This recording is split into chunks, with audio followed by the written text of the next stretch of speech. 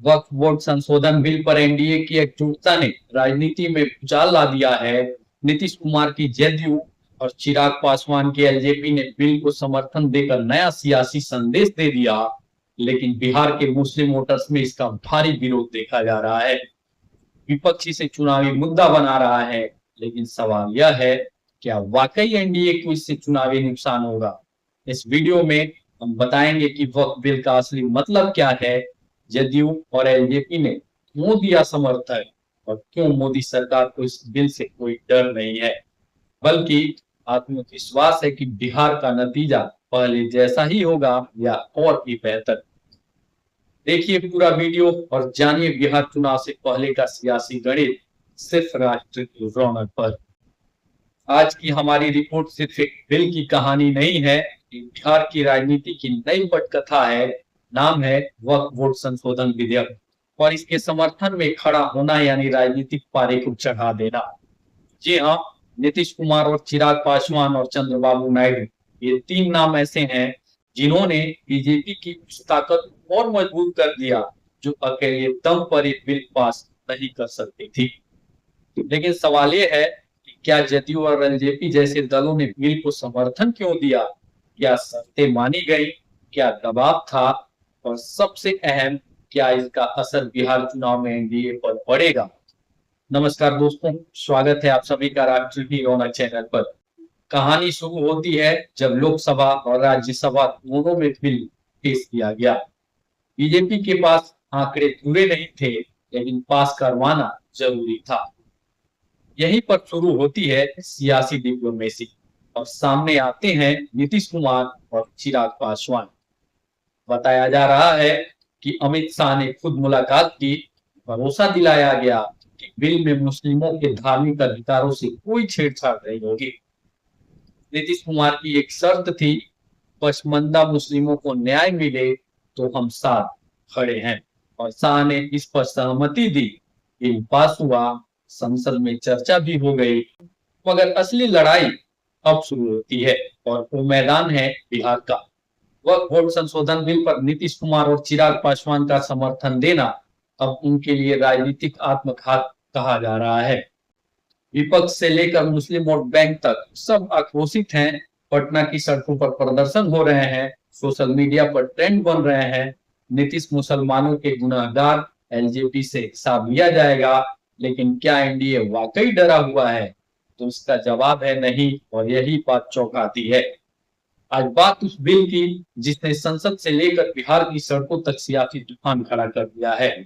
वक्फ board संशोधन विधेयक दरअसल इस पूरे प्रकरण को समझने के लिए बिहार की राजनीति के डीएनए को समझ जरूरी है। जी हाँ, बिहार में मुस्लिम वोट करीब 18% है, लेकिन इनमें भी एक बड़ा तबका है पसमानदा मुस्लिम। यही वो वर्ग है जिसे इस बिल से सीधा फायदा मिल सकता है, क्योंकि वक्फ संपत्तियों पर जिनका दशकों से कब्जा है कौन है? ज्यादातर नीचे तबके के मुस्लिम। पसमानदा तबके को वहां सिर्फ चौकीदारी मिली, अधिकार नहीं। अब अगर ये बिल उनके लिए नई राह खोलता है तो उन्हें फर्क नहीं पड़ता कि उसे बीजेपी लाई या जदयू ने समर्थन किया। और यही नीतीश कुमार की असली राजनीति है। उन्होंने मुस्लिमों का सपोर्ट खोया नहीं है, उन्होंने उसे रीसेट किया है। आरजेडी जरूर इस मुद्दे को भुला रही है। तेजस्वी यादव को मुस्लिम का सबसे बड़ा पैरोकार साबित करने में जुटे हैं। कहते हैं नीतीश अब आरएसएस के एजेंडे पर चल रहे हैं, गिरगिट से भी तेज रंग बदल रहे हैं।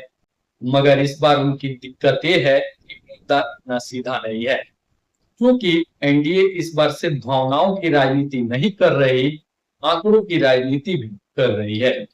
नीतीश जानते हैं कि उन्हें मुस्लिम का जो वोट मिलता था वह 10% से कम था, और वो भी तब जब वो कांग्रेस और आरजेडी से दूरी बनाए रखते थे। अब अगर कुछ नाराज हो भी जाते हैं तो उसे एनडीए की रणनीति में नुकसान के तौर पर नहीं देखा जा रहा। उल्टा चिराग पासवान जैसे नेता इस मुद्दे को नया मोड़ देने की कोशिश में हैं। वो कह रहे हैं बिल सबके लिए है, किसी के खिलाफ नहीं। अगर किसी को डर है तो मतलब है कि वो खुद कुछ गलत कर रहे थे। इधर पोस्टर वार भी शुरू हो चुका है। जदयू ऑफिस के बाहर पोस्टर लगते हैं, जो वक्त का सच बताए वही सच्चा हितैषी। एक तरफ से आरजेडी और कांग्रेस पर सीधा हमला, तो सवाल उठता है, क्या ये एनडीए के लिए आत्मघाती कदम था या फिर सोची समझी चाल? मोदी सरकार ने दिखा दिया कि वो मजबूर नहीं, बेहद मजबूत सरकार है, जिसे अपने सहयोगियों को साथ लेकर एक विवाद बिल पास कराना आता है। नीतीश और चिराग जैसे नेता जानते हैं कि वो शोर हैं, वो एक तबके तक सीमित हैं, जमीनी हकीकत अलग है। चुनाव अभी लगभग 6 महीने दूर हैं और तब तक इस मुद्दे पर इतनी नई परतें चढ़ जाएंगी कि कौन क्या बोला, किसने क्या समर्थन किया, ये सब पीछे हो जाएगा। याद रहेगा तो सिर्फ यही कि किसे कितना फायदा मिला, और यही एनडीए की असली ताकत है। वो विरोध से डरती नहीं, वो उसे रणनीति में बदलना जानती है। अगली बार जब कोई कहे कि वक्त बिल एनडीए के लिए नुकसानदेह होगा, तो उससे कहिए, राजनीति में हर विरोध हार नहीं होती और हर समर्थन जीत नहीं होती, मगर जो समय की नब्ज को समझे वही असली खिलाड़ी होता है। तो ये थी पूरी कहानी वक्त बिल के समर्थन की, उसके विरोध की और बिहार के बदलते सियासी समीकरणों की। अगर आपको यह विश्लेषण पसंद आया हो तो वीडियो को लाइक करें, शेयर करें और चैनल राष्ट्र की रौनक सब्सक्राइब कर ना भूलें। मिलते हैं अगले वीडियो में, तब तक के लिए धन्यवाद। जय हिंद, जय भारत।